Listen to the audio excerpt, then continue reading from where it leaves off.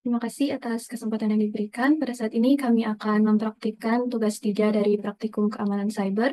Namun sebelum itu, perkenalkan kami dari kelompok Praktikum Keamanan Cyber kelas E dengan beranggotakan saya sendiri, Greta Pelealu, dan teman saya, Nasla Ayunda Syaputri Jakub, dan juga Rahel Junita Panyamanan. Langsung saja kita masuk pada lab yang pertama, yakni Working with Text Files in the CLI.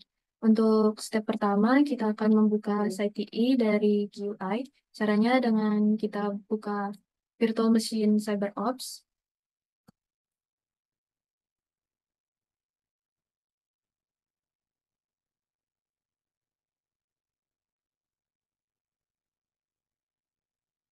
Kemudian setelah kita masuk pada Virtual Machine, kita akan pergi ke bar atas, yakni kita klik pada application, kemudian kita pilih CyberOps, kemudian kita klik pada Site TI untuk membuka text editornya. Untuk langkah selanjutnya, pada text editor Site TI, kita akan mengcopy teks ini, kemudian paste, dan selanjutnya kita klik file, kemudian klik save. Selanjutnya kita akan beri nama file ini dengan nama space.txt. Kita klik save. Kemudian kita tutup text editor Site TI. Kemudian kita masuk pada langkah berikutnya, yakni kita klik pada file. Kemudian open, dan kita akan mencari file yang baru kita buat tadi, yakni space.txt. Dan di sini ada pertanyaan, could you immediately find space.txt? Jawabannya tidak, karena di sini kita bisa dilihat kita tidak bisa menemukan file space.txt tersebut. Jadi caranya kita klik pada all source, kemudian kita pilih all files, dan kita cari saja file space.txt tersebut. Nah, bisa dilihat file tersebut ada di sini, dan untuk langkah selanjutnya kita buka,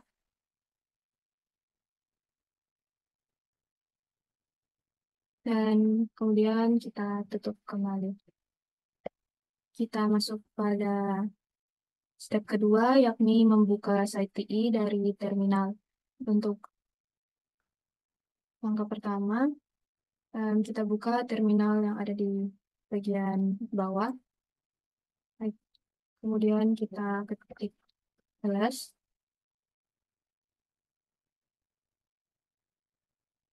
Untuk langkah selanjutnya kita ketik site space.txt, enter.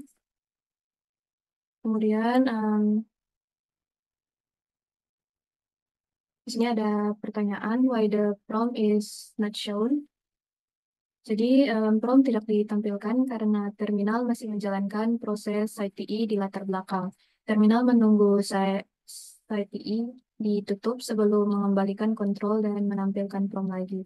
Jadi untuk langkah selanjutnya, kita tutup saja site TI, baik dari mengklik tombol X di ujung, atau kita fokus saja kembali pada terminal.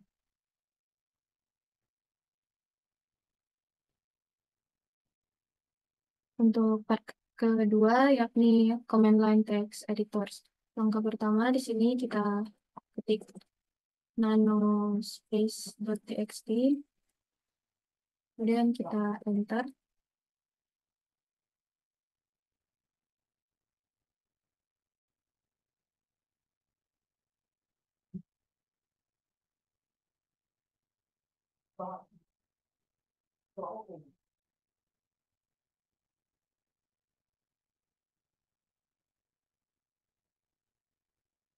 Di sini kita tekan Ctrl X, dan kita lanjut pada langkah berikut, yakni untuk mengendalikan nano, kita tekan Ctrl Alt Escape.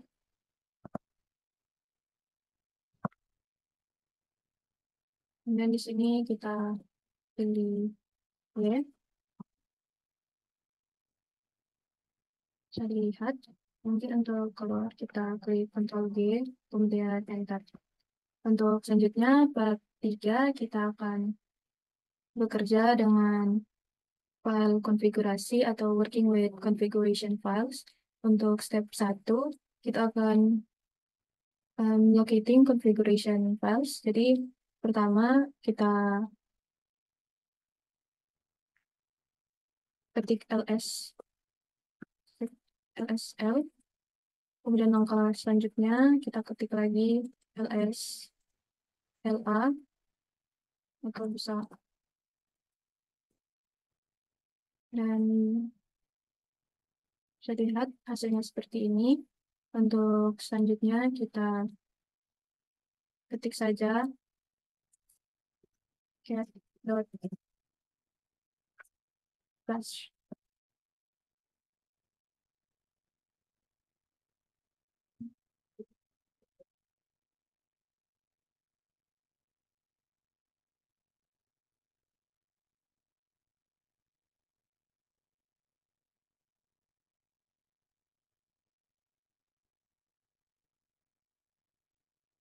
Kemudian di sini kita ketik ls dari etc.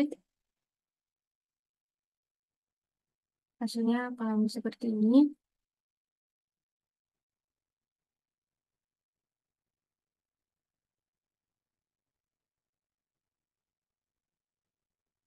Jadi di sini kita akan ketikkan kembali pet garing etc dari bash dot bash.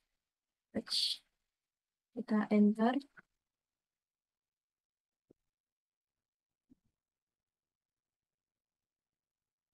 Kemudian bisa dilihat hasilnya akan seperti ini.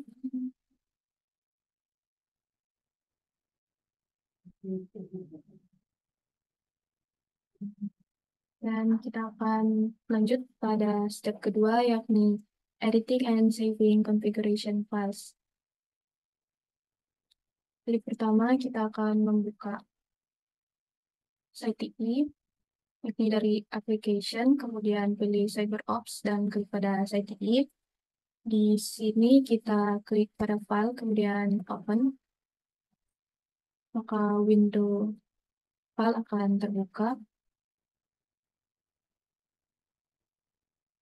Untuk langkah selanjutnya kita pilih all files, kemudian kita cari files.bash.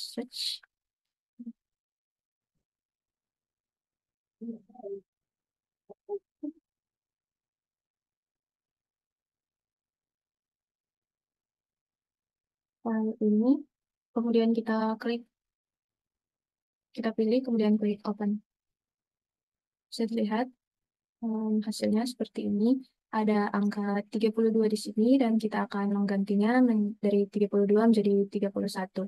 Angka 32 ini merepresentasikan warna hijau, dan jika kita menggantinya menjadi 31, maka angka 31 ini merepresentasikan warna merah. Langkah selanjutnya kita pilih file, kemudian kita klik save, dan kita tutup saja teks editor site ini dengan klik icon X di atas. Dan di sini kita masuk lagi pada terminal, dan bisa dilihat di sini tulisan analyst at TechOps berubah dari warna hijau menjadi warna merah. Di sini ada pertanyaan. Did the terminal window which was already open also change color from green to red? Explain.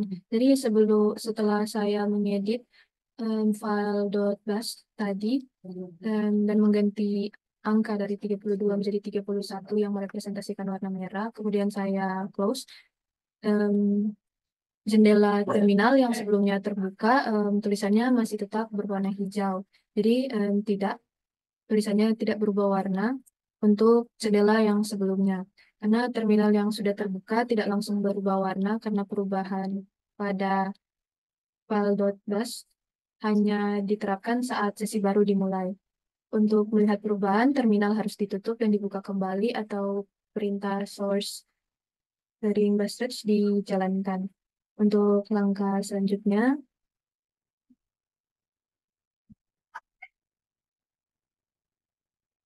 kita akan masukkan atau mengetik nano.bash dan kita enter. Dan bisa dilihat di sini angka 32 sudah berubah menjadi 31. Dan di sini kita diminta untuk merubahnya kembali dari 31 menjadi 33. Di sini untuk angka 33 sendiri dia merepresentasikan warna kuning. Jadi ketika telah kita ubah maka kita tekan saja Ctrl X. Setelah Ctrl X kita confirm dengan menekan tombol Y.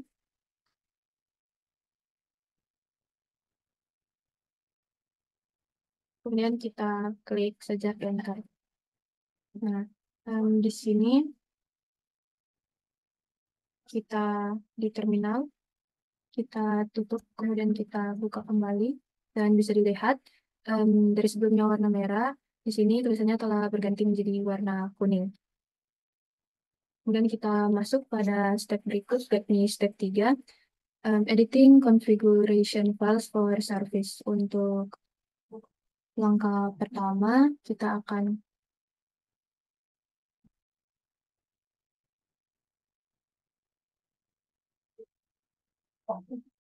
memasukkan perintah sudo l garing etc garing means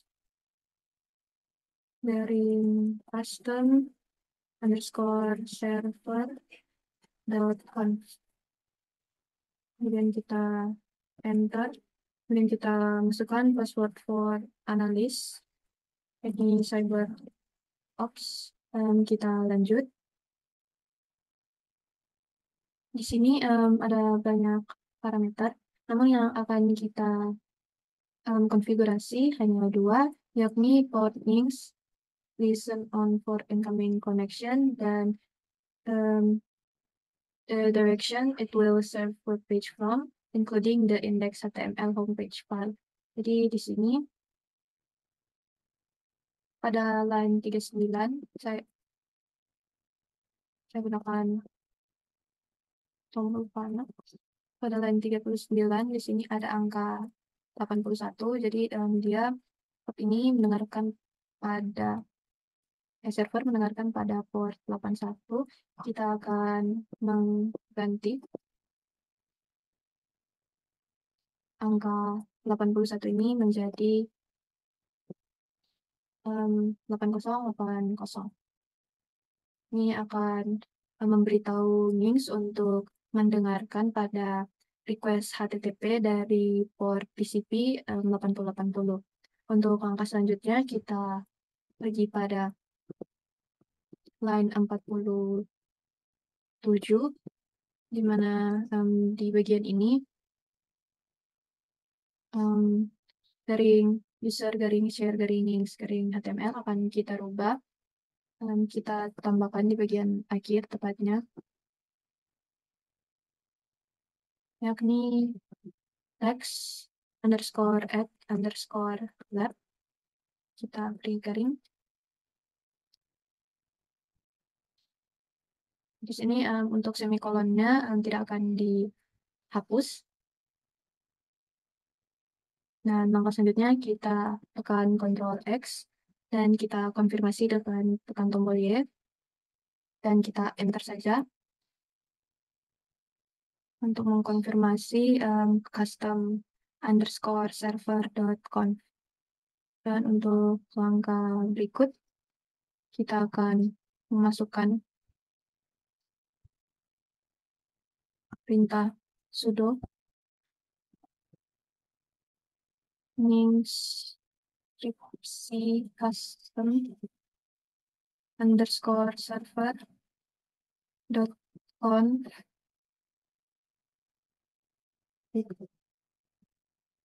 garing run garing nginx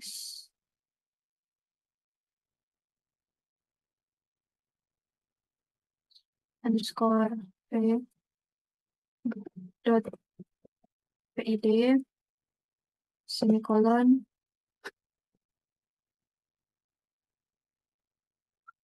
dan kita enter. Namun di sini kami kelompok sudah beberapa kali mencoba, namun terhalang dengan invalid option dari bagian hitva runnings underscore v.pid. Jadi untuk menyelesaikan masalah ini, kami dari kelompok memutuskan untuk menghilangkan bagian ini. Kita enter. Langkah selanjutnya kita akan klik pada icon web browser yang ada di bawah sini dan jendela Firefox akan terbuka. Untuk selanjutnya di address bar kita akan ketik 127.0.0.1, kemudian portnya 880 dan kita enter. Hasilnya akan seperti ini. Kemudian di sini ada pertanyaan. After successfully opening the Nginx homepage, look at the connection message in the terminal window. Kita buka jendela terminal. Nah, di sini pertanyaannya, what is the error message referring to? Jadi error ini menunjukkan bahwa file favicon.ico tidak ditemukan di sini. Jadi ini adalah icon kecil yang biasanya ditampilkan di tab browser. Untuk langkah selanjutnya, untuk shutdown Nginx web server, kita press saja enter.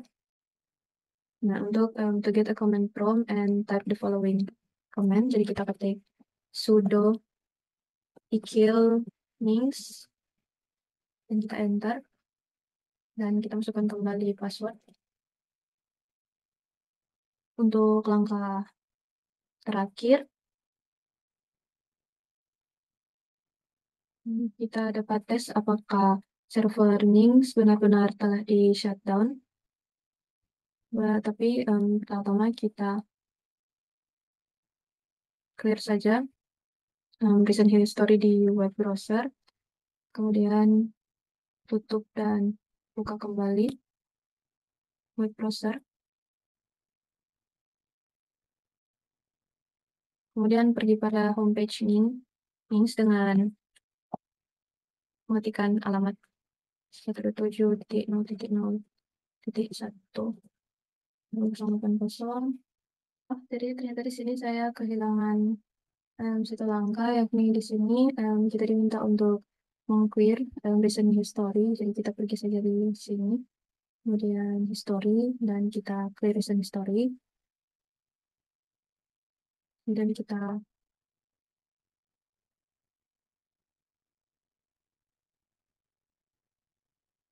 clear now saja. Setelahnya kita tutup.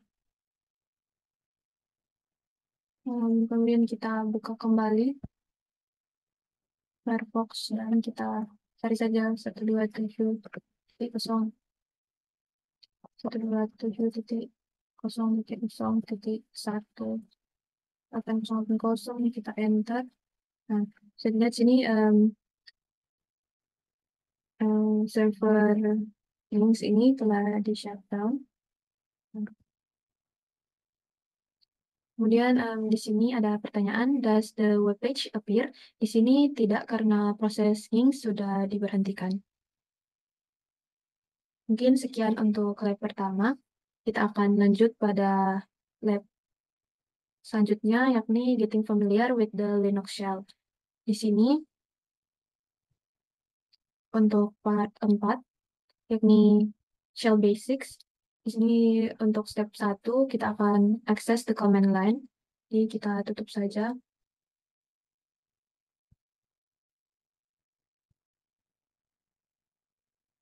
Kita login pada virtual machine CyberOps dan kita buka terminal di bar bawah, klik pada icon terminal. Kemudian step 2 kita akan display manual page from the command line. Kita ketik saja man.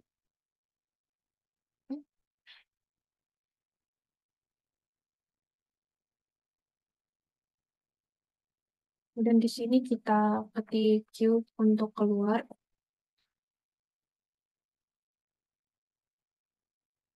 Kemudian kita akan menggunakan perintah man untuk belajar lebih tentang perintah cp. Jadi di sini kita ketik saja man cp, enter.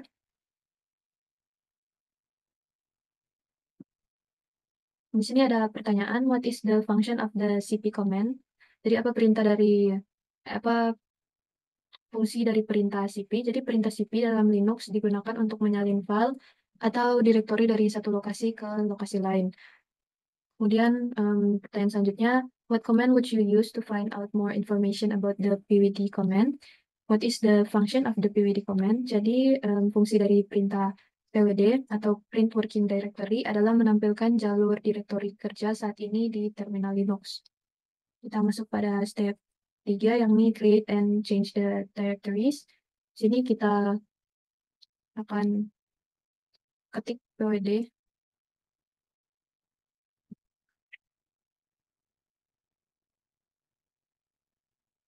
Kemudian ada pertanyaan lagi, what is the current directory? Jadi directory saat ini bisa dilihat dia adalah directory home, kemudian garing analyst. Dan untuk langkah selanjutnya kita ketik saja perintah cd garing home garing analyst.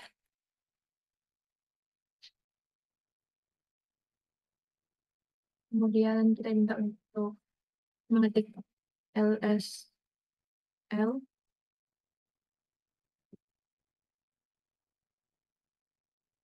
Jadi di sini untuk langkah selanjutnya di direktori saat ini kita akan menggunakan perintah mkdir untuk membuat 3 folder baru, yakni sciops underscore folder 1, sciops underscore folder 2, dan sciops underscore folder 3. Jadi kita ketik saja pertama perintahnya mkdir, kemudian sciops underscore folder 1 kita enter, dan sciops underscore folder 2 kita enter lagi, dan terakhir mkdir sciops underscore folder 3 kita enter. Kemudian kita akan cek kembali dengan perintah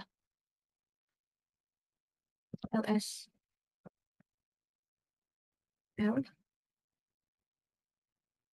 Nah, di sini bisa dilihat folder sciops underscore folder 1, 2, dan 3 telah ditambahkan.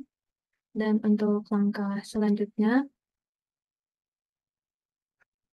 kita akan mengetik perintah cd garing home garing analyst garing sciops underscore folder 3. Kita enter. Di sini kita masuk pada folder sciops underscore folder 3. Kemudian ada pertanyaan, which folder are you in now? Jadi folder saat ini adalah folder di home, kemudian analis, yakni tepatnya pada sciops underscore folder 3. Untuk langkah selanjutnya,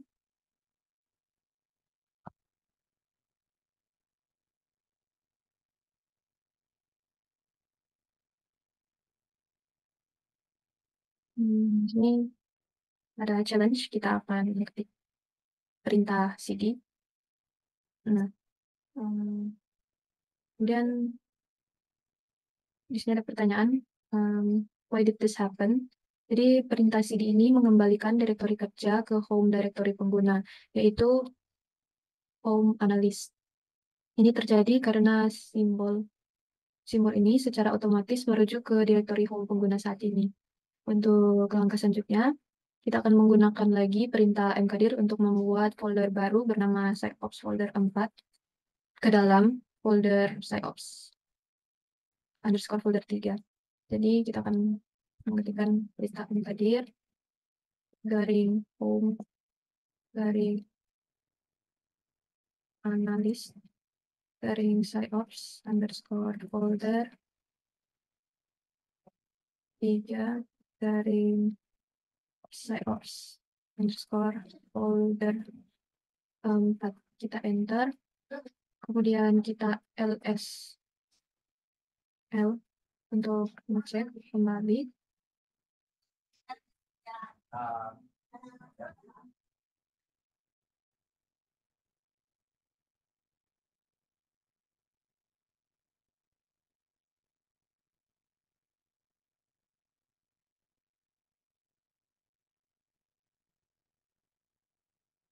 Ini untuk ls-nya kita tambahkan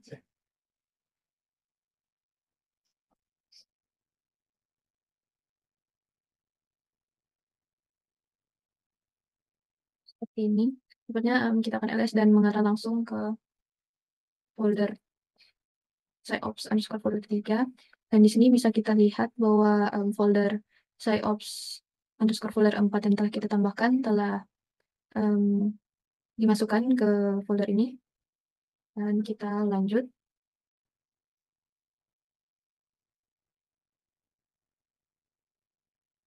Kita akan mengubah direktori saat ini dengan perintah cd garing home garing analis garing SciOps underscore folder 3. Kemudian kita ketik cd dan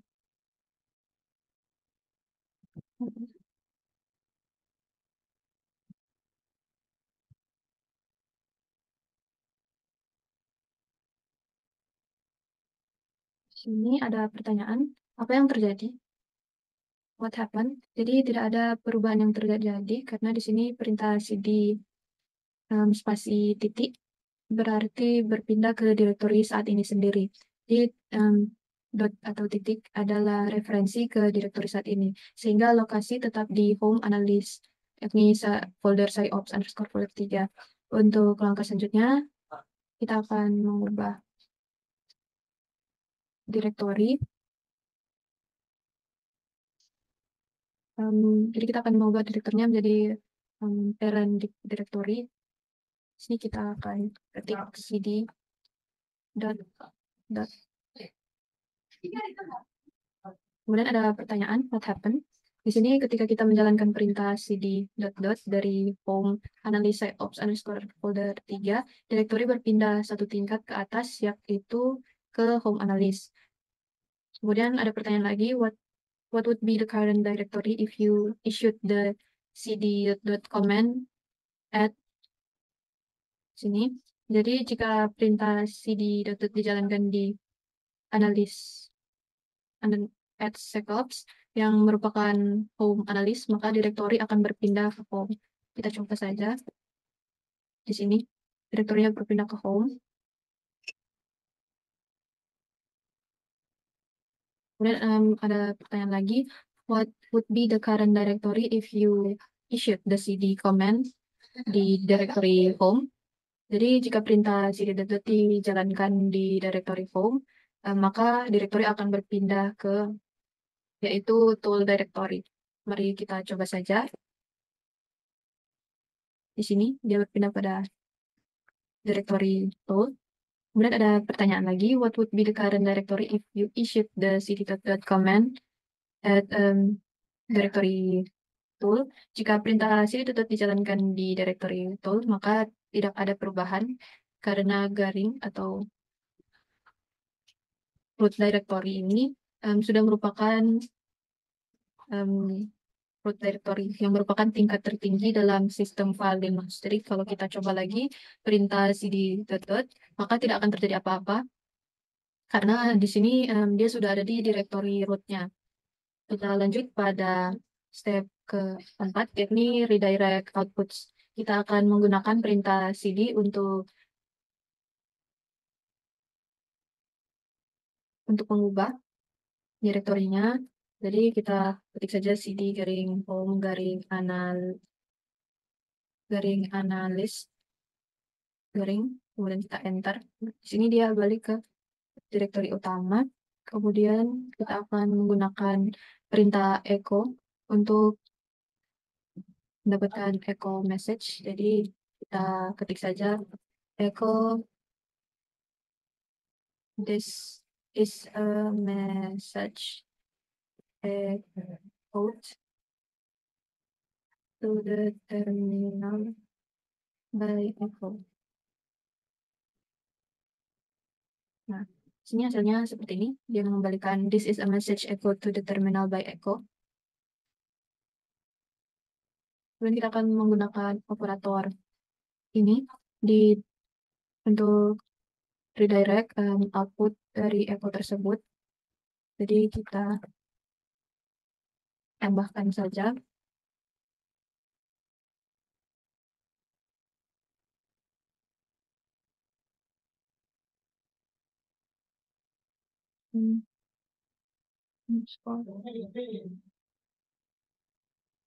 X underscore file dot txt, kita enter. Sini ada pertanyaan, no output was shown, is that expected?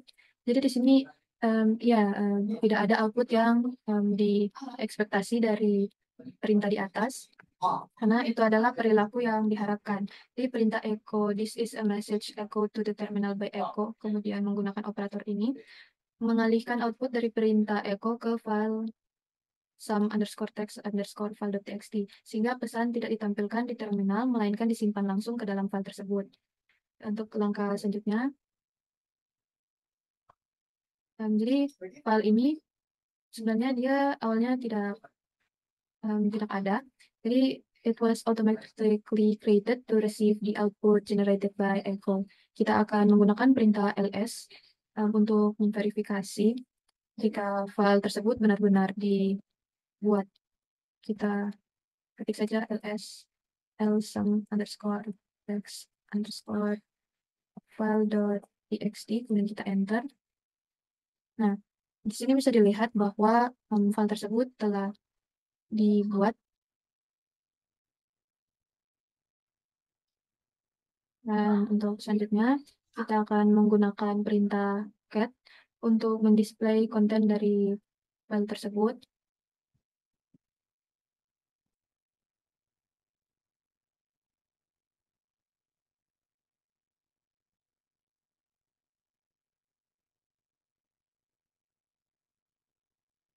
Bisa dilihat isi dari file tersebut dapat ditampilkan di terminal menggunakan perintah cat. Untuk langkah selanjutnya, kita akan menggunakan operator ini lagi.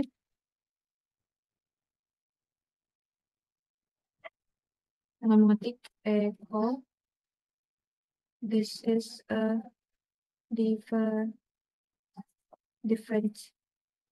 message. Once again, echo to the terminal by echo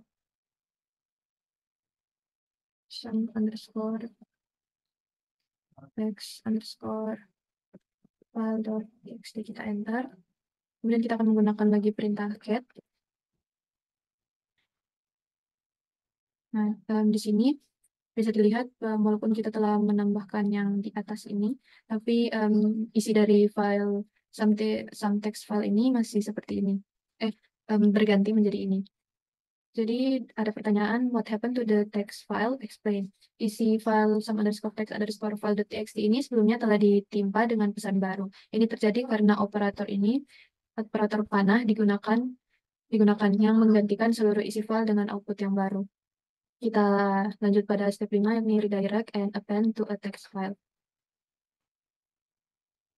Jadi di sini kita akan mengetik perintah echo, this is another line of text. It will be append to the output file.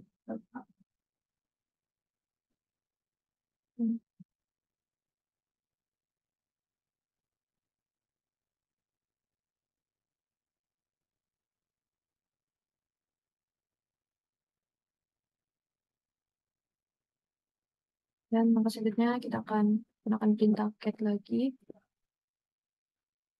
Kemudian ada pertanyaan, what happened to the text file? Explain. Jadi, isi dari file ini bertambah dengan baris baru tanpa menghapus isi sebelumnya. Ini terjadi karena operator double tanda panah digunakan, yang menambahkan atau append output ke akhir file alih-alih menggantikan operator seperti operator tanda panah. Untuk step 6, kita akan work with hidden files in Linux.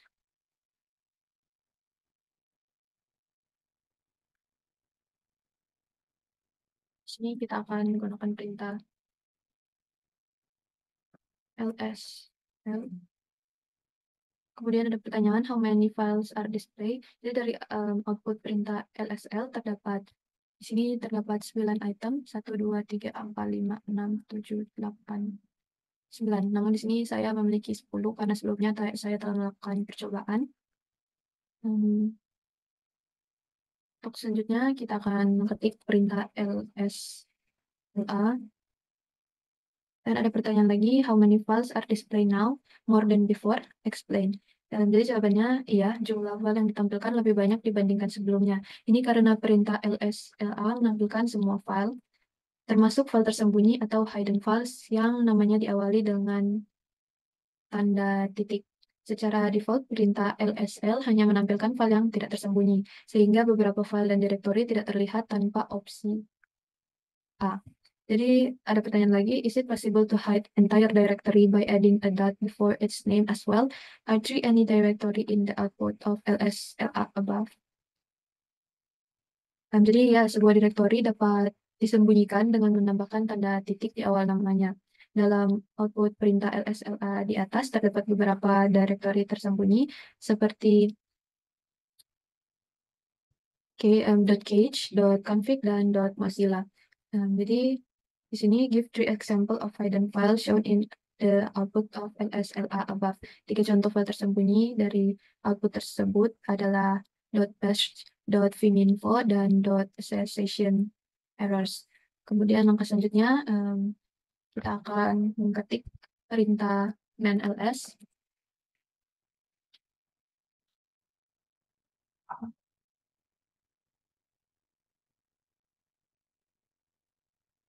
Selanjutnya kita akan menggunakan tombol panah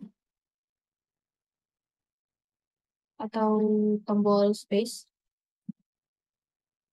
untuk scroll ke page dan lokasi dari A yang kita gunakan di atas untuk membaca deskripsi dan untuk memfamiliarisasi diri kita dengan perintah lsa tersebut.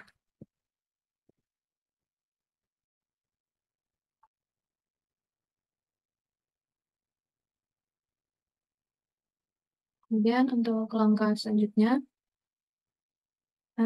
part 5 kita akan melakukan copying, deleting, and moving files. Jadi di step 1 kita akan melakukan copying files. Kita akan mengetik perintah cp sum_text_file.txt siops_folder 2 dari kita enter. Kemudian di sini ada pertanyaan, identify the parameters in the cp command above. What are the source and destination files? Use full paths to represent the parameters. Jadi di sini dalam perintah cp sum_text_file.txt siops_folder 2, parameter yang digunakan adalah source file, ini home analyst, sum_text_file.txt. Jadi file yang akan disalin dan destinasi direktori yakni home analyst siops_folder 2, lokasi tujuan tempat file yang akan disalin tersebut.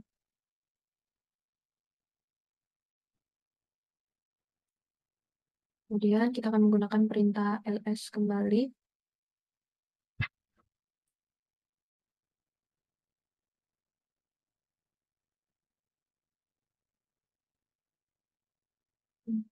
Untuk langkah selanjutnya kita akan menggunakan perintah ls lagi, yakni ls l.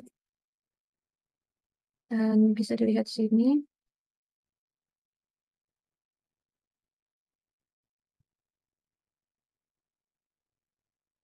ada file sum underscore text underscore file dot txt.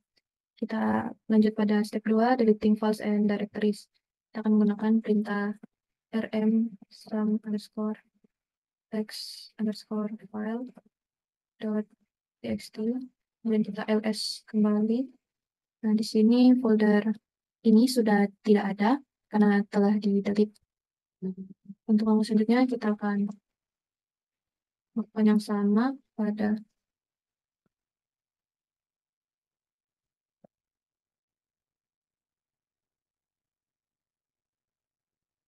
satu, bentar, kemudian kita ls lagi. Bisa dilihat bahwa folder 1 di sini sudah tidak ada atau foldernya di-delete menggunakan perintah rmr. Untuk step 3 kita akan moving files and directories. Kita ketik saja perintah mv syops underscore folder 2 garing sum underscore text underscore file dot txt. Kemudian kita ls syops underscore folder 2 garing. Yang terakhir kita ls l home analysis. Bisa dilihat bahwa file some text file txt muncul kembali. Dan untuk selanjutnya ada pertanyaan, why was the dot used as the destination parameter for mv? Jadi tanda titik ini digunakan sebagai parameter tujuan dalam perintah mv karena dalam sistem Linux, titik merepresentasikan direktori kerja saat ini, atau seperti yang ada di pertanyaan di atas tadi. Dan untuk langkah selanjutnya, kita akan ketikkan mv syops underscore folder 3 garing syops underscore folder 2. Kemudian kita ls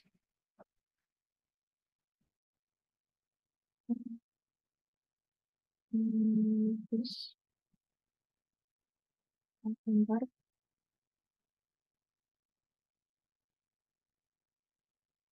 Nah, kita langkah berikut kita akan gunakan perintah ls lagi pada folder syops underscore folder 2. Dan bisa dilihat hasilnya seperti ini. Totalnya ada 4. Dan untuk bagian reflection adalah pertanyaan, what are the advantage of using Linux command line? Jadi menggunakan command line di Linux memiliki banyak keuntungan, seperti efisiensi dan fleksibilitas dalam mengelola sistem. Perintah dapat dieksekusi lebih cepat dibandingkan dengan antarmuka grafis, terutama saat menangani banyak file atau direktori sekaligus. Selain itu, command line memungkinkan otomatisasi tugas melalui script yang sangat berguna untuk administrasi sistem dan pemrograman. Akses ke berbagai alat dan utilitas juga lebih luas, termasuk kemampuan untuk bekerja dengan server jarak jauh melalui SSH. Dengan command line, pengguna memiliki kontrol lebih besar terhadap sistem, termasuk manajemen proses izin file dan konfigurasi sistem. Selain itu, banyak dokumentasi dan komunitas yang mendukung penggunaan command line, membuatnya lebih mudah untuk dipelajari dan diterapkan dalam berbagai keperluan. Dan untuk lab selanjutnya akan dijelaskan oleh teman saya. In progress. Baik, perkenalkan nama saya Nazla Indonesia Putri Yaakob dengan NIM 220211060105. Pada kesempatan kali ini saya akan menjelaskan tugas 3 kami. Sini saya akan memulai dari lab Linux server. Yang pertama kita akan buka terlebih dahulu terminal CMD-nya. Kemudian kita akan jalankan perintah sudo pcsl sl. Ini kita akan masukkan passwordnya dulu. Sini. Setelah itu, kemudian sini ada pertanyaan. Pertanyaannya itu mengapa perlu run PS sebagai root? Jadi kita akan menjalankan PS dengan sudo diperlukan agar dapat melihat semua proses termasuk yang dimiliki sistem dan pengguna lain, mengakses proses kernel serta daemon yang memerlukan izin root dan mendapatkan detail proses yang lebih lengkap yang lebih penting dalam CyberOps untuk pemantauan deteksi ancaman. Kita akan lanjut jalankan pesan sudo PSEJ hanya sudo PSEJ hanya. Nah, setelah itu jangan lanjut jalankan sudo usr bin nginx. Ini jalankan sudo usr sbin nginx.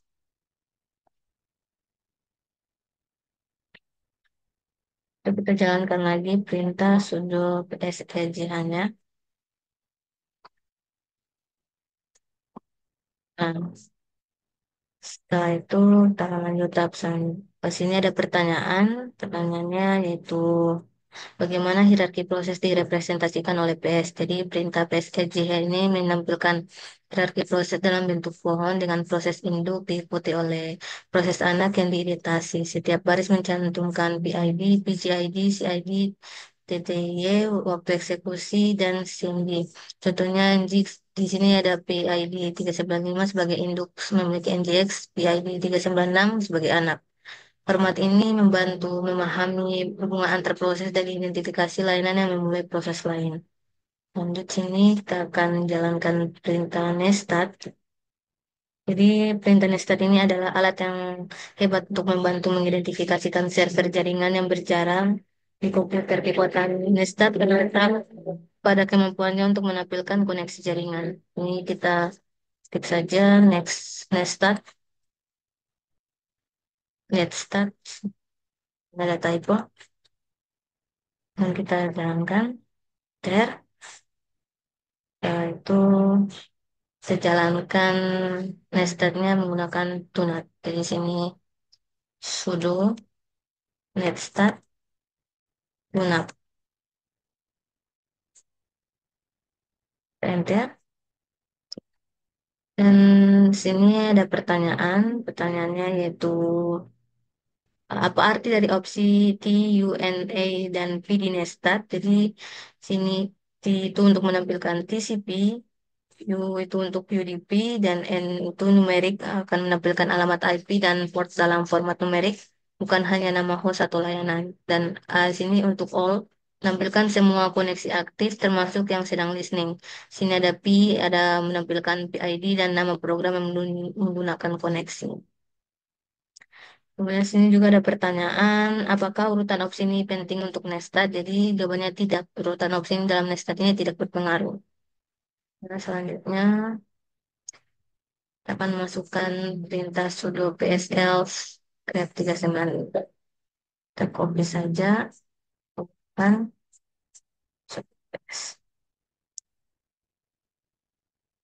sudah ada dan sini kita coba jalankan bagi ps grep 395. Kita coba ganti grepnya jadi 2331. Apa yang ada? Ini alamatnya ada analis 21. Kemudian selanjutnya kita akan masuk pada sini menggunakan telnet untuk tes TCP service. Ini kita coba jalankan perintah ini telnet 127.0.0.1.880. Ini mencoba sini telnet tidak terjalan, tidak terkoneksi.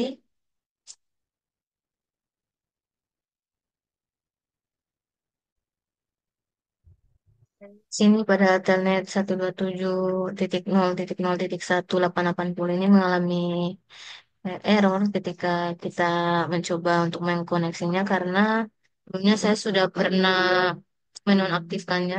Jadi sini error tidak bisa tersambung. Dan kita akan lanjut di sini. Ada pertanyaan yaitu mengapa error saat mengirim halaman web. Jadi sini karena NGX ini adalah server web, ia diatur untuk menangani permintaan HTTP. Di saat menerima data acak yang bukan format HTTP yang valid, NGX ini tetap merespon dalam format halaman web. Karena itu adalah cara standar server web mengambilkan pesan kesalahan kepada klien.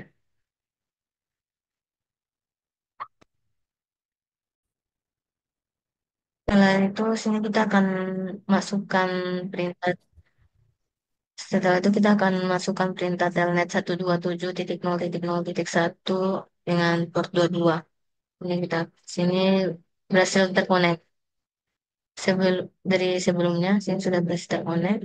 Dan sini dengan menggunakan telnet to connect ke port 68 apa yang terjadi? Coba bisa jelaskan. Jadi saat mencoba telnet ke port 68, koneksi akan gagal atau tidak merespon karena port tersebut digunakan oleh klien DHCP untuk menerima konfigurasi jaringan dari server DHCP. Jadi DHCP ini menggunakan protokol UDP, sedangkan Telnet menggunakan TCP, sehingga Telnet tidak dapat membangun koneksi dengan layanan yang berjalan di port tersebut. Akibatnya, sistem mungkin hanya menunggu tanpa respon atau langsung menutup koneksi. Dan di sini ada beberapa pertanyaan yaitu apa keuntungan dari menggunakan Nestat. Jadi Nestat ini memiliki beberapa keuntungan seperti memungkinkan monitoring koneksi jaringan dengan menampilkan semua koneksi aktif dan port yang digunakan. Selain itu, Nestat dapat mengidentifikasikan proses dan layanan yang menggunakan port tertentu sehingga membantu dalam troubleshooting. Jadi dari segi keamanan, Nestat dapat digunakan untuk mendeteksi aktivitas jaringan dan mencurigakan atau ancaman potensial. Dinesta juga berguna untuk menganalisis penggunaan protokol seperti TCP dan UDP, serta membantu dalam diagnostik jaringan dengan mengidentifikasikan masalah seperti port yang diblokir atau layanan yang tidak berjalan. Kemudian sini pertanyaan kedua ada apa keuntungan dari menggunakan telnet dan apakah itu aman? Jadi telnet ini memiliki beberapa keuntungan seperti memungkinkan administrator untuk mengakses dan mengontrol perangkat jarak jauh melalui terminal teks. Selain itu, telnet dapat digunakan untuk menguji koneksi ke suatu layanan atau port serta membantu dalam debugging jaringan, terutama untuk layanan berbasis TCP seperti HTTP, SMTP, dan SSH. Namun, telnet tidak aman karena tidak menggunakan enkripsi sehingga data yang dikirim dapat dengan mudah disadap oleh pihak yang tidak berwenang. Oleh karena itu, untuk komunikasi yang lebih aman, sebaiknya menggunakan SSH atau Secure Shell yang menyediakan enkripsi data.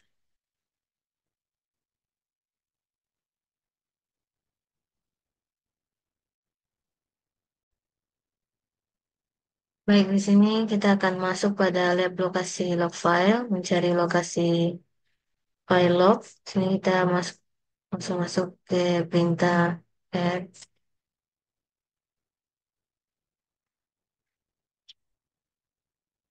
var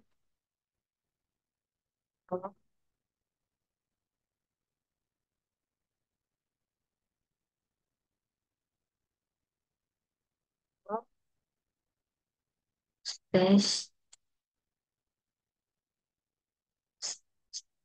a tutorial log. Di sini kita gunakan log ini untuk kita gunakan perintah get di bawah ini untuk membuat daftar contoh berkas log server web. Kita enter. Dan sini ada pertanyaan. Pertanyaannya yaitu, apakah output di atas masih dianggap sebagai transaksi web? Jelaskan mengapa output perintah get ini memiliki format yang berbeda dari entry tunggal yang ditunjukkan pada butir. Jadi ya, output di atas masih dianggap sebagai web transaction karena setiap entry mencatat permintaan HTTP dari klien ke server web, termasuk alamat IP klien, timestamp, Terus metode HTTP, URL yang diminta, kode status, ukuran respon referrer, dan user agent. Jadi perbedaan format dibandingkan dengan log pada item A ini terjadi karena format log Apache bervariasi tergantung pada konfigurasi server. Pada item A, log dikategorikan sebagai error log, sedangkan output dari perintah get di atas berasal dari akses log, yang berisi catatan lengkap permintaan yang diterima server dari klien. Akan langsung lanjut pada operasi sistem, contoh operasi sistem file log. Ini kita jalankan perintah ini sudo more file log message. Kita copy saja, cepat, yes. Kita masukkan dulu pasnya, sini masukkan CyberOps. Nah, sini kita isi, oke, setelah itu kita akan lanjut. Di sini ada pertanyaan lagi, jadi pertanyaannya itu jika sini berkas log sangat penting untuk pemecahan masalah. Asumsikan bahwa penggunaan sistem tertentu melaporkan bahwa semua operasi jaringan berjalan lambat sekitar pukul 2.30 siang. Dapatkah Anda menemukan buktinya dalam entry log yang ditampilkan di atas jika ya di baris mana jelaskan. Jadi entry log yang diberikan tidak ada yang menunjukkan waktu sekitar 2.30 PM. Jadi kita tidak dapat menemukan bukti operasi jaringan lambat sekitar pukul 2.30 PM. Dan 2.30 PM. Kita lanjut part 9. Kita akan masukkan manggis tinta ini.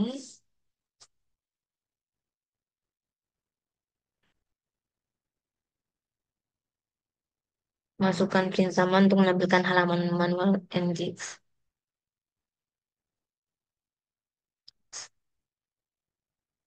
Nah, tekan key untuk mengakhirinya. Dan kita lanjut. Untuk lanjut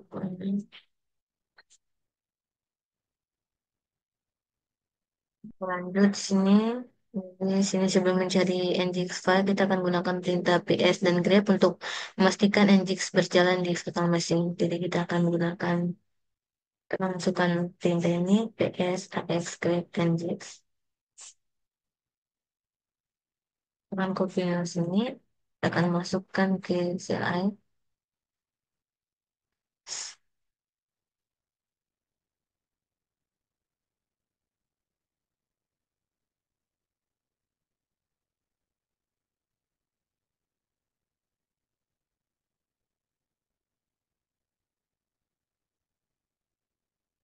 Ini output yang dari sini menginformasikan bahwa NGX sedang berjalan. Selain itu, output juga menampilkan parameter yang digunakan saat NGX dimulai. Kemudian sini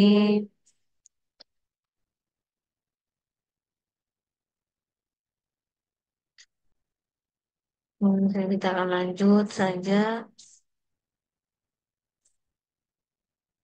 Kita akan masukkan LSL H NGX. Kita LSL H.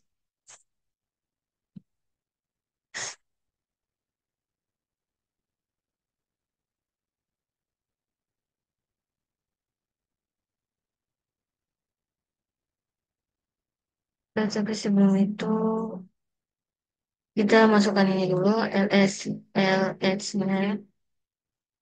Ini LSH-nya untuk menggunakan perintah sini untuk mencari di bawah Edge ini dan mencari berkas konfigurasi Nginx. Kita enter. Setelah itu kita Edge, kita tambah Nginx.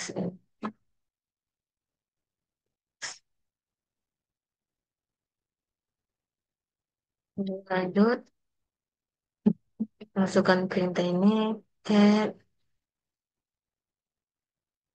Edge Nginx. Nginx.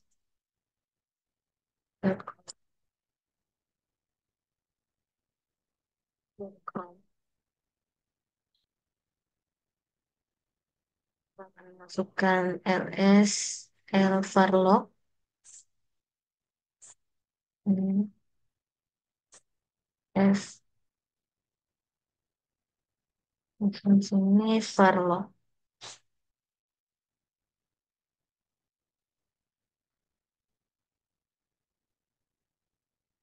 Kemudian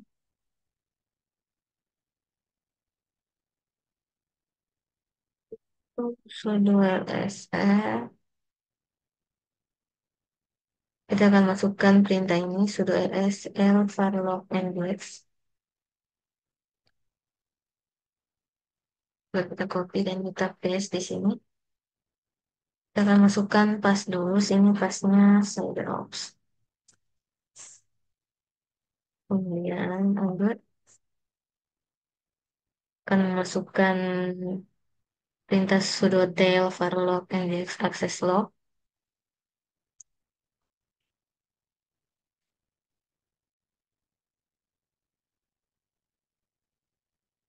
Ini kita akan menggunakan perintah tail ini akan menampilkan akhir dari sebuah file teks secara default.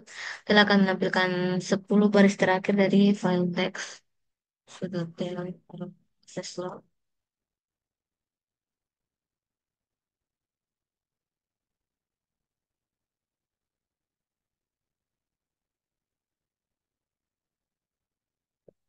Kita akan coba sudo tail N5 varlock index access log.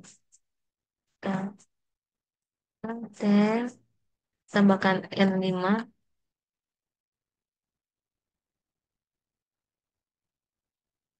Ini kita akan menggunakan opsi N untuk menentukan berapa banyak baris dari akhir file yang harus ditampilkan ke sini. 5 baris. Ya, setelah itu kita menggunakan tinta F. Sudotel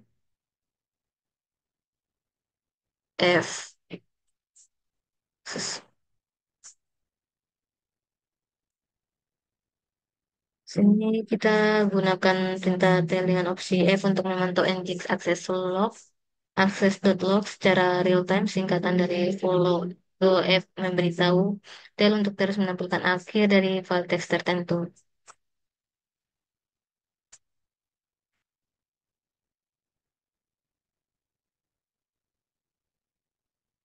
Dan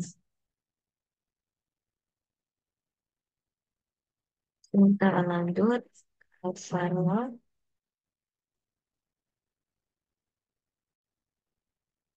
dan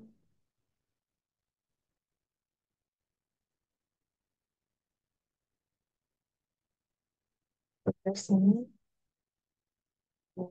sudah mulai sini kita exit terminalnya dan kita akan buka terminal lagi.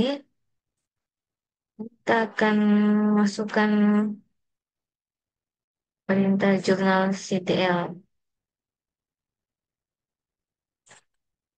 Jurnal CTL.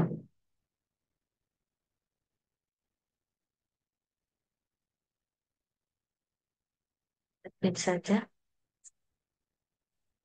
Ini kita masukkan jurnal CTL tanpa opsi ya. Nanti akan menampilkan semua entry log jurnal. Perintah ini akan sangat panjang. Kemudian sini kita masuk sudo jurnal CTLB.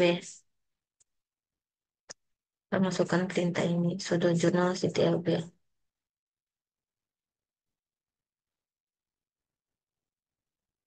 Kita masukkan pas. Ini use saja. Setelah sudah,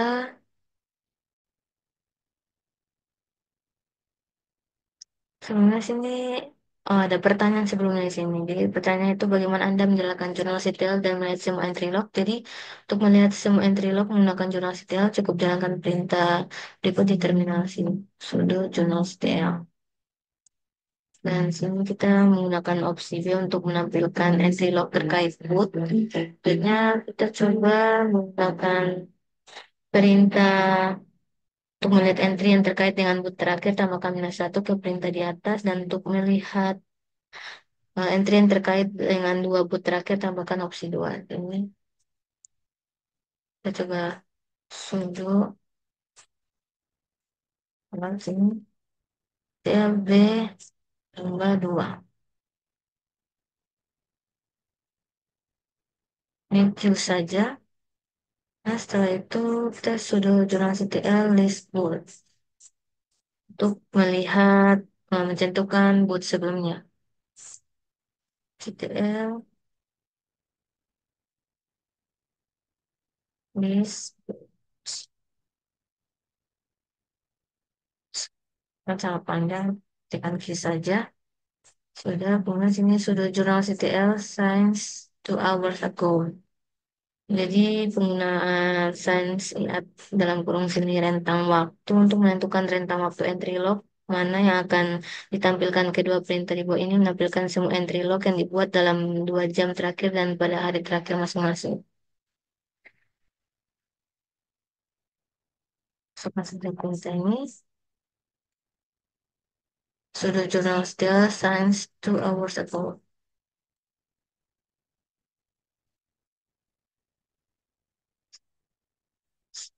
Baik,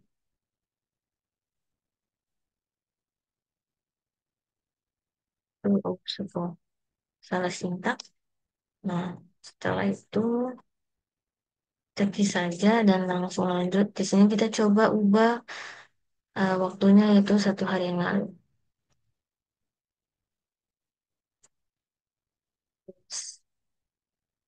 Itu.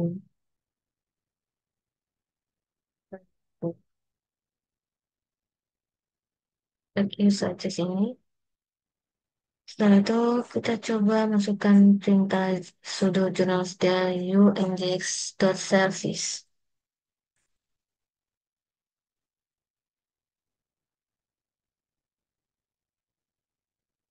Di jurnal setel ini juga memungkinkan untuk menampilkan entry log yang terkait dengan layanan tertentu dengan opsi U. Ini kita paste saja ke service. Kita coba tekan manual terminal CTL ya NX X dot service jurnal ya ya dan kita akan lanjut perintah selanjutnya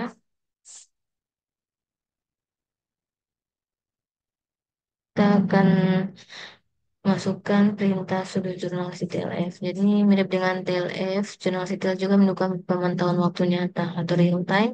Jadi kita akan gunakan opsi V untuk F untuk memerintahkan jurnal CTL mengikuti log tertentu.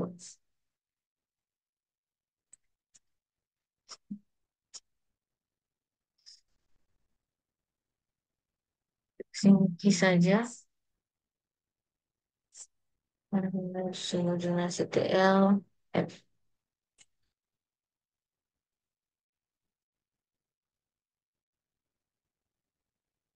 Dan setelah itu kita Ctrl C untuk mengakhirinya.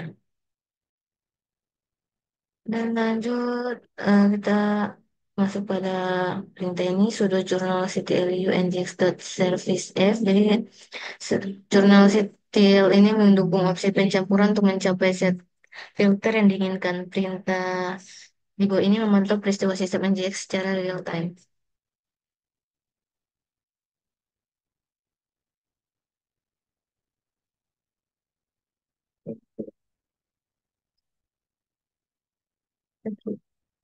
Kita Ctrl C mengakhirinya. Dan setelah itu kita coba buka web browser. Saya tutup dulu, kita buka web browser dan pergi ke port 127.0.0.1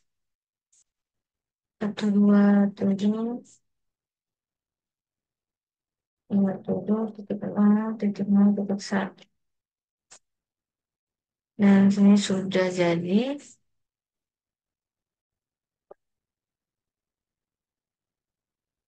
Baik, Saya Rahel Pangimanan dari kelas Keamanan Cyber E dengan NIM 220211060110. Kami melakukan presentasi dan praktik lab navigating the Linux file system and permission settings dari tugas 3. Objektif di dalam lab ini kita akan memfamiliasikan diri kita dengan Linux file system.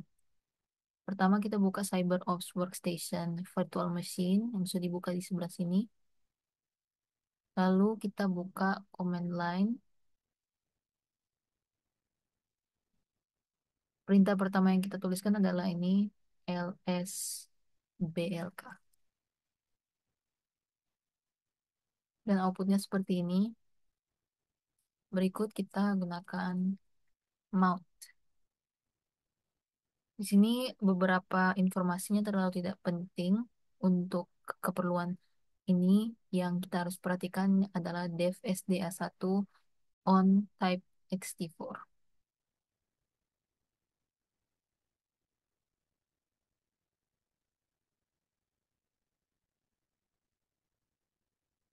Ini adalah files sistem root yang disimpan di dev sda1. Berikutnya kita lakukan perintah berikut, mount garis grep sda1. Sini akan muncul seperti ini. Kita tahu ini adalah root file system karena mounting point-nya adalah slash. Berikutnya kita ganti ke cd slash, lalu kita lakukan lsl. Ini akan menunjukkan pindahkan pengguna. Pertama, pengguna akan dipindahkan ke directory root atau garis miring pada sistem Linux. Perintah lsl akan menampilkan daftar isi directory root dengan detail seperti izin akses, pemilik grup, eh, pemilik grup, ukuran, dan tanggal modifikasi.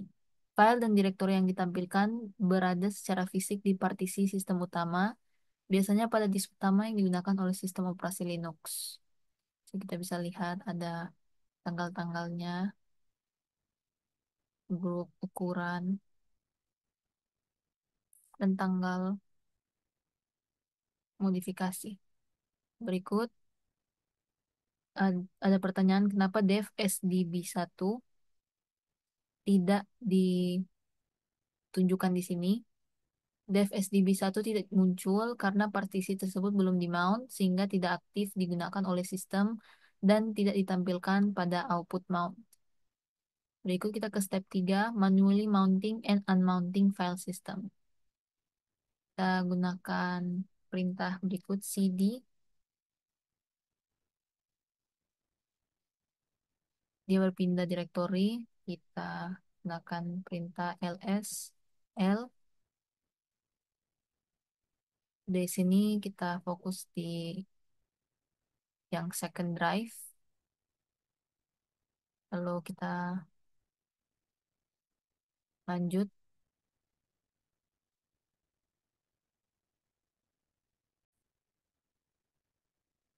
Berikut kita lanjut ke perintah mkdir second underscore drive.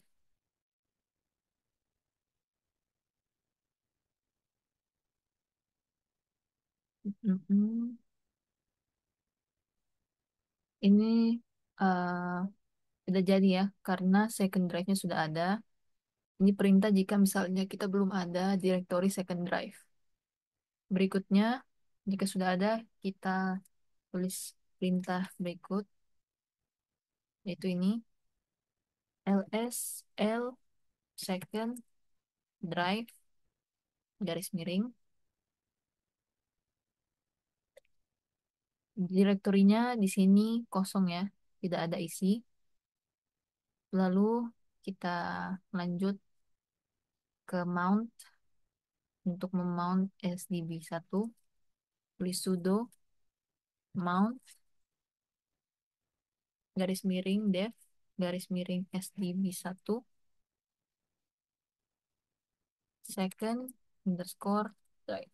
Lalu garis miring. Sini kita tuliskan password untuk analis.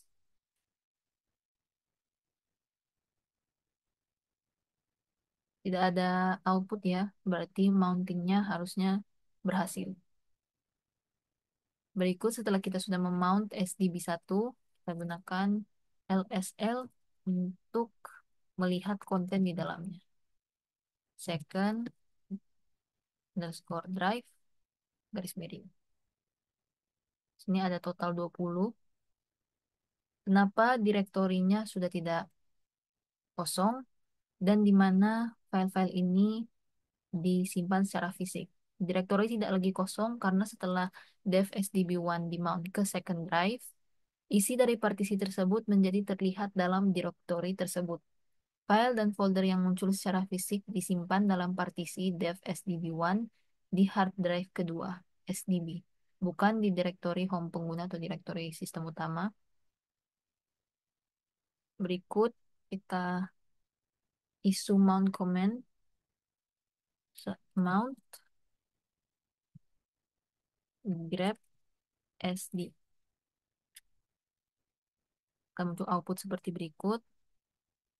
Lalu kita bisa juga yang terakhir kita unmounting file system.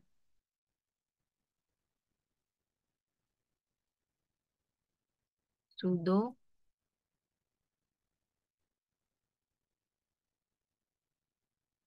mount mount garis miring dev garing SDB1.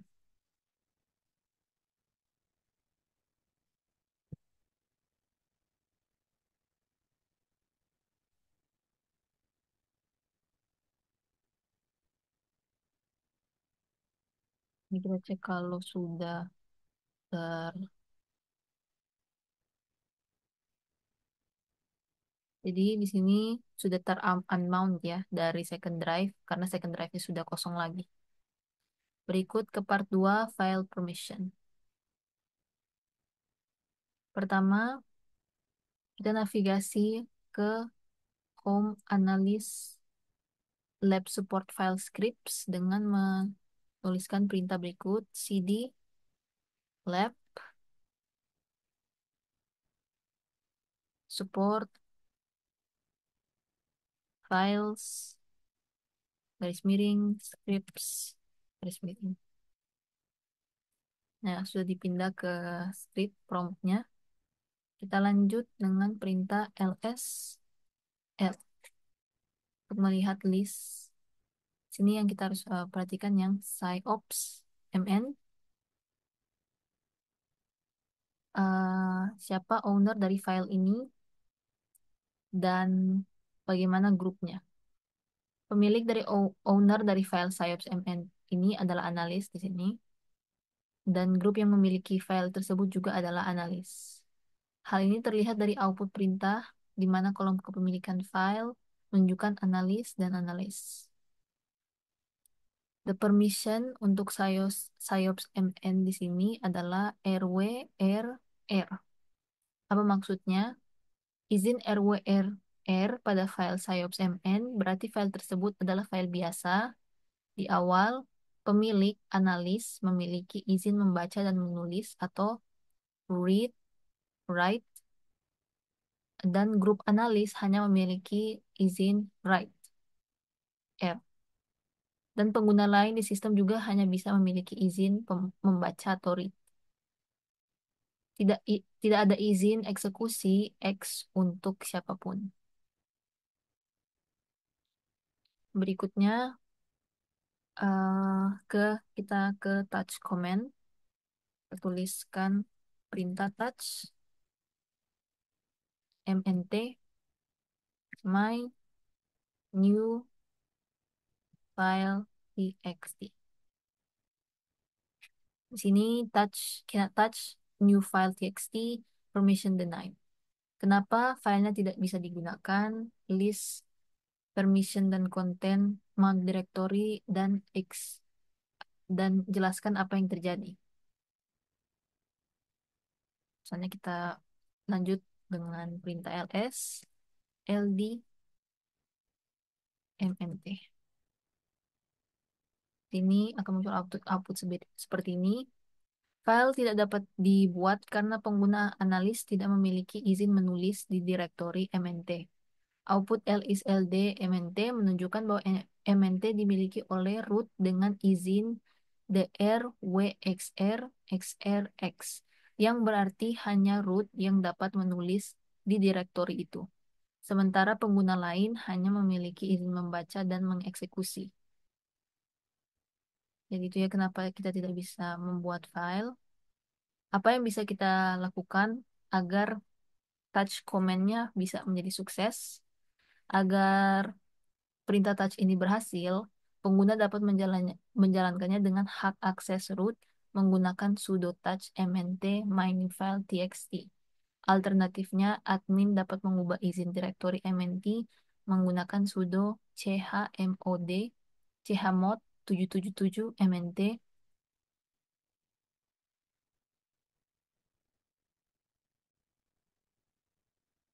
Jadi ada sedikit gangguan teknis.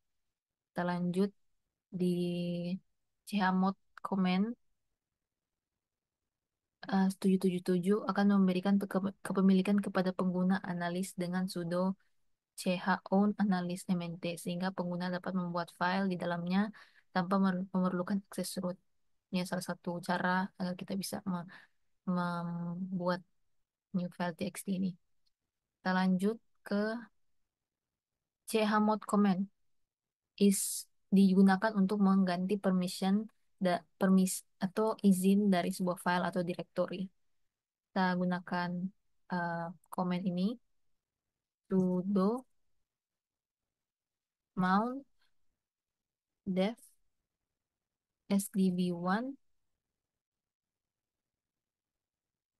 second score drive garis miring.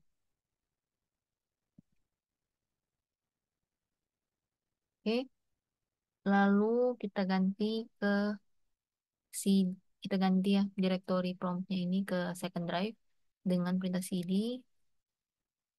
garing second drive. Nah, ini sudah terganti. Kita list apa saja yang di dalam second drive ini dengan ls l. Sini ada total 20. Sini ada my file txt. Kita ada pertanyaan di sini, apa saja izin dari file my file txt ini? Izin file dari my file txt adalah rwrl, yang berarti file ini adalah file biasa, pemiliknya root,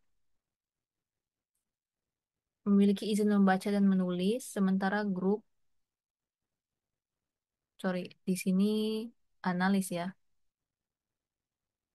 dan pengguna lain hanya memiliki, tapi sebenarnya sama, ini pemiliknya analis bisa membaca dan menulis, dan grupnya bisa membaca, dan tidak ada izin eksekusi untuk siapapun.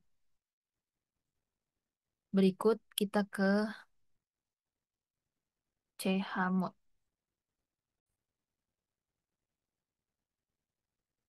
Baik, kita ke chmod command.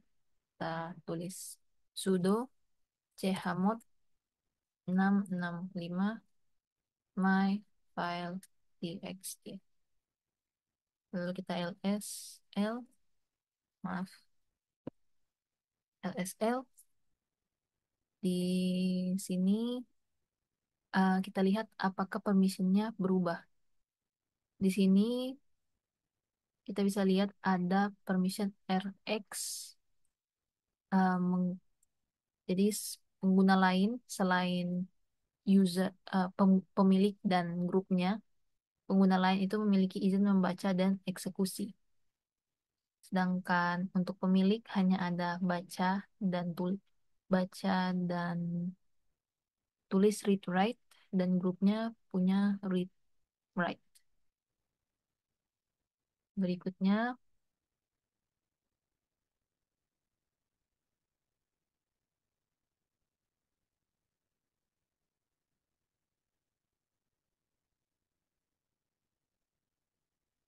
Di sini um, ada pertanyaan, what command would change the permission of my.txt to rwx rwx rwx yang memberikan semua user, pemilik, dan user lain yang bukan dari grup akses penuh ke file ini adalah sudo chmod 777 myfile.txt. Berikutnya kita chown command is used to change ownership of a file. Issue the command below. Nah, kita tulis sudo chown analyze my file txt. Lalu kita lsl.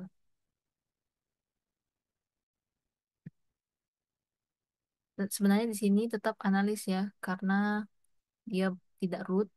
Tapi ini sebenarnya kalau dijalankan merubah pemiliknya dari root jadi ke analis. Lalu eh, sudah menjadi file owner ya analis, kita tuliskan perintah berikut echo test my file txt. Lalu cat my file txt.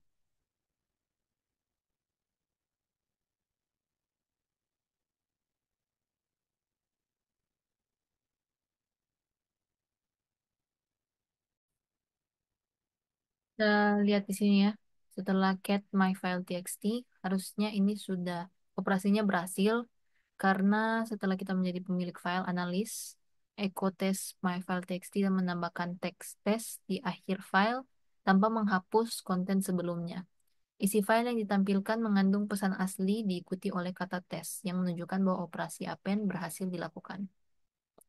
Berikut kita ke step 2, directory and permissions. Kita kembali lagi kita ganti ke home analyst support files dengan perintah cd garing web support files. Oke, lalu kita lihat listnya.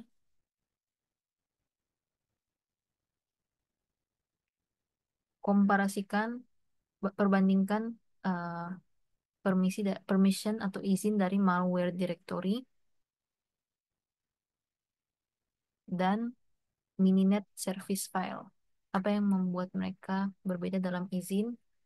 Perbedaan utama antara izin directory malware dan file mininet adalah pada bit eksekusi. Sini ada malware, ada mininet.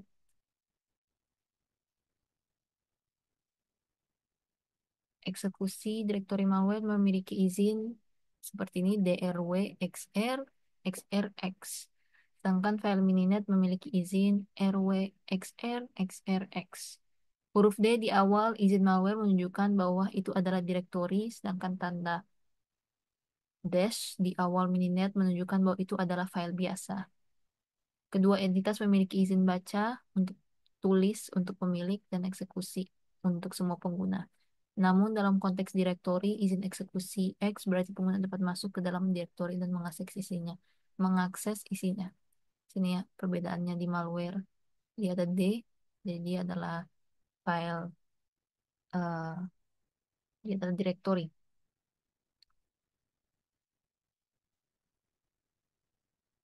Berikutnya kita ke part 3, symbolic links and other special file types. Sudah bisa melihat di sini ya bahwa eh, listing untuk file, misalnya di sebuah directory adalah lsl command.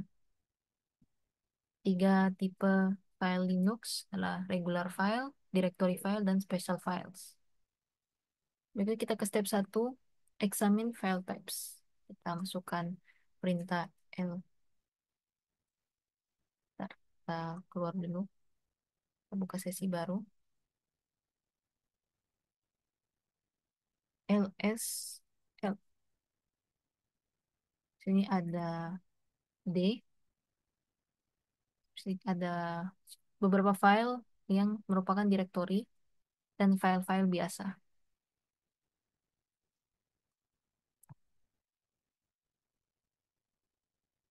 Lalu kita gunakan perintah ls, l garing dev. Jadi kita bisa lihat ada file-file C, eh, D. Ini adalah file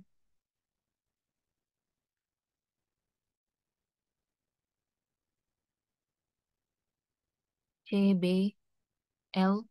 Ini adalah file-file spesial. Ya, di sini ada block file, karakter device file, pipe file, symbolic link files, dan socket files. Berikutnya, kita tuliskan perintah echo symbolic file 1 txt.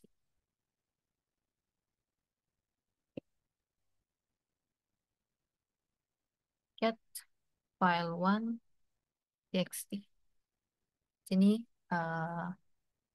ada membuat ada file 1 txt dan ada tulisannya simbolik. Berikut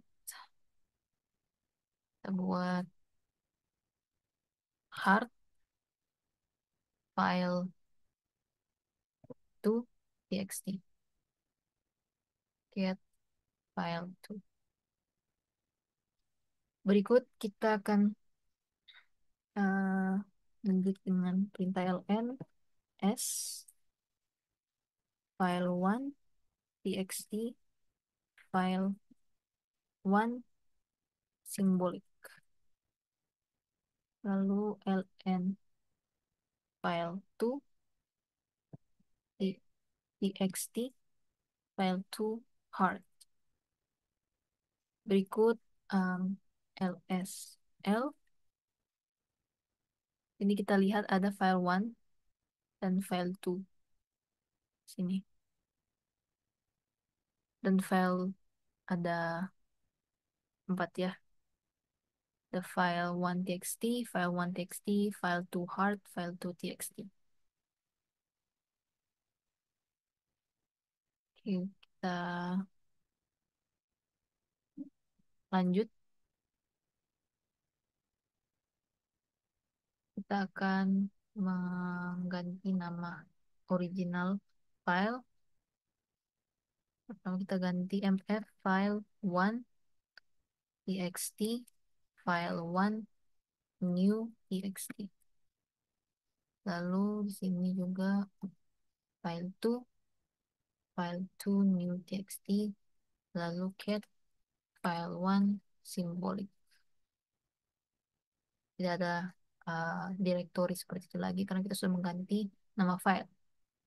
Kedua, cat file 2 hard. Kita lihat bahwa file 1 symbolic broken, linknya dengan name of the file yang menunjukkan file 1, tapi hard link ke file 2 hard masih berfungsi dengan benar karena dia menunjuk ke inode of file 2 txt yang tapi tidak menunjuk ke namanya. Menurut Anda apa yang terjadi jika file 2 hard if you open a text editor and change the text in file 2 new txt? Jika file 2 new txt diedit dan isinya diubah, maka file 2 hard juga akan mencerminkan perubahan tersebut. Hal ini terjadi karena file 2 hard bukan hanya sekedar referensi nama seperti file 1 simbolik, melainkan hard link yang menunjukkan langsung ke inode yang sama dengan file 2 new txt. Karena keduanya berbagi inode yang sama, setiap perubahan isi yang dilakukan pada salah satu file akan langsung terlihat di file lainnya.